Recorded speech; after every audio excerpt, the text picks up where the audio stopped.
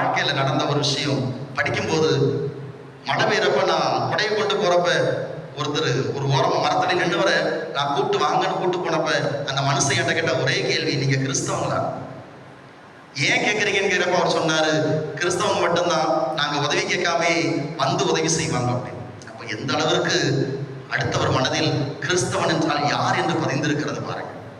இன்றைக்கு நான் அப்படி இருக்கிறேனா?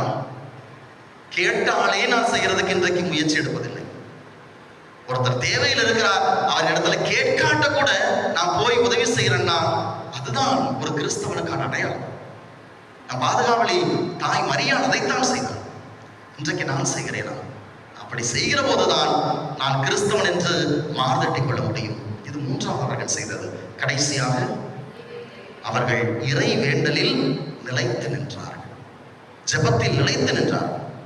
ஒவ்வொரு நாளுமே அவர்கள் ஒன்று